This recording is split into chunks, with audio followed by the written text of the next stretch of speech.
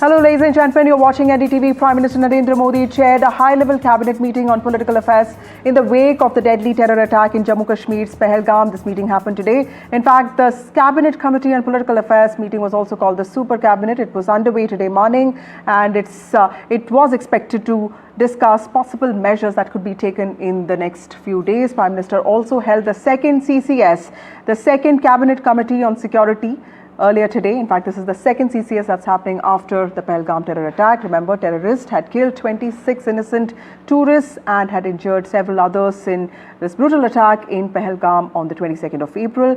Previously, in a CCS meeting, the first CCS meeting after the terror attack that was held on the 23rd of April, government had announced a string of measures targeting Pakistan, including suspension of key provisions of the Indus Water Treaty and expulsion of Pakistani nationals. In fact, Jal Shakti Minister C.R. Patil is all set to meet Home Minister Amit Shah in a few minutes from now, and this is for the second important meeting after the IWT was put on hold.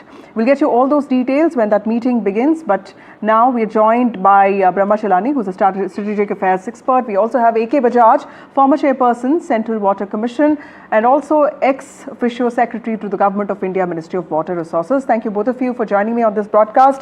Professor Shalani, to you first.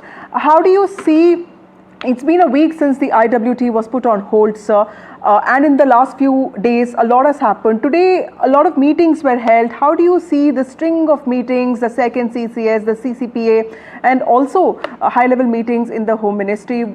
Everyone is asking this question, what is going to happen, and of course, when? How do you assess the situation? First, halting Pakistan's state sponsorship of terrorism by leveraging the world's most generous water-sharing treaty offers India a bloodless path to reform a rogue Pakistan. It's been clear for a long time that water and blood cannot flow together, and Prime Minister Modi himself said that 8 years ago. The Indus Treaty remains the world's most generous water-sharing pact by far. There's no other treaty in the world which comes anywhere close to the water generosity that the Indus Treaty embodies. More than 80% of the Indus Basin waters have been reserved by India for Pakistan's use. This is incredible. And Pakistan was not a friend of India even in 1960. It was an adversary. And yet, India went out of its way in the hope that this treaty could become an instrument to promote peace and subcontinental collaboration. In that naive hope, India signed this treaty. And not only that, India has, over the years, persisted with its generosity in other areas. For example, the Indus Waters Treaty only demands that India provide information on, quote-unquote, extraordinary discharges and flood flows. But India has been providing hydrological data to Pakistan during the flood season.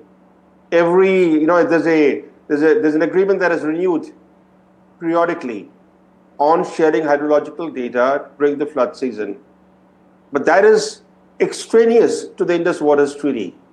The treaty, as I said, only requires India to provide information on extraordinary discharges and flood flows. So the time has come for India to discard this unilateral generosity and leverage this treaty to reform Pakistan's behavior. Right.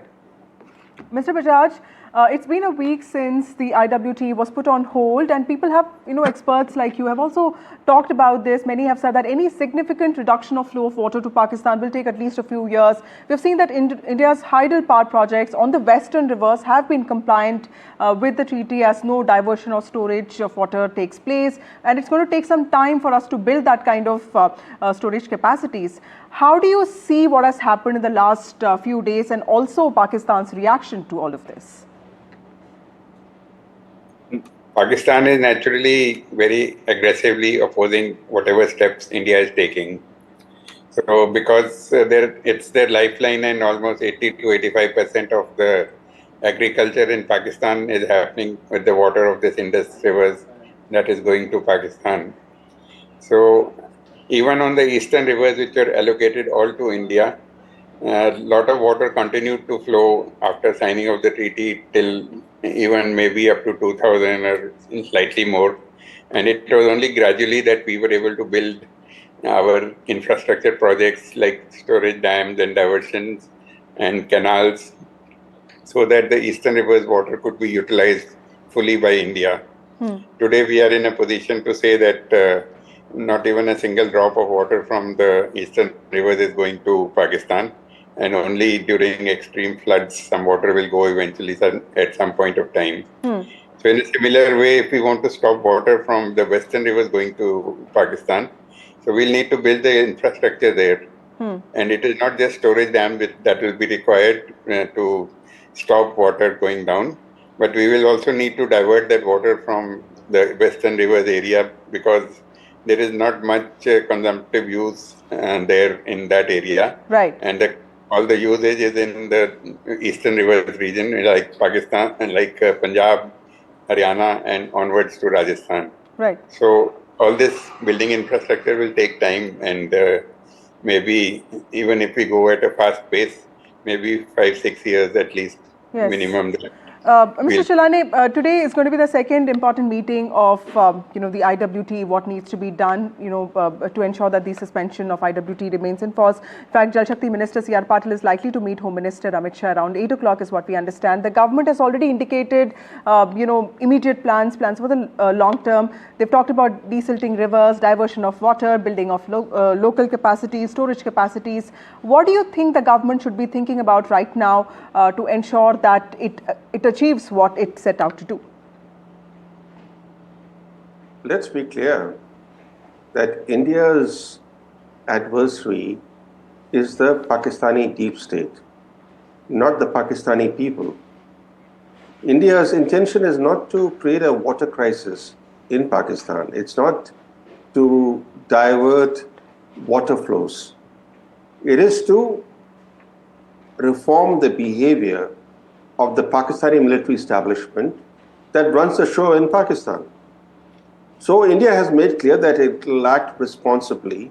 It will not seek to create a humanitarian crisis in Pakistan. In any case, India doesn't have the hydrological infrastructure, as Mr. Bajaj was pointing out. It lacks the hydrological infrastructure to divert river flows. Now, if you take the three big rivers that are reserved for Pakistan's exclusive use, the Chenab, Jhelum, and Indus, Pakistan gets 168 million, acre feet of water every year. And India has been allowed under the Indus Water Treaty to build storage of 3.6 million acre feet. But do you know that so far India's storage capacity on these three large rivers is only 0.3? Right. A fraction of what Pakistan gets from these three rivers. Now, to build any kind of diversion infrastructure will require investments of tens of billions of dollars. Will take 20 years, 30 years, and given the fact that in India, infrastructure projects never are completed on schedule. Yeah. So we are looking at a long time frame, and I think this is a misleading debate in India that India will use this Indus Water Treaty, keeping it in abeyance as a tool to disrupt water flows to Pakistan. That's not India's intent. Okay. So the intent is larger here, and clearly that is what the government will also be probably thinking about. The second important meeting on the Indus Water Treaty is all set to take place today. In fact, Jal Shakti Minister C.R. Patil is all set to meet Home Minister Amit Shah in a few minutes from now.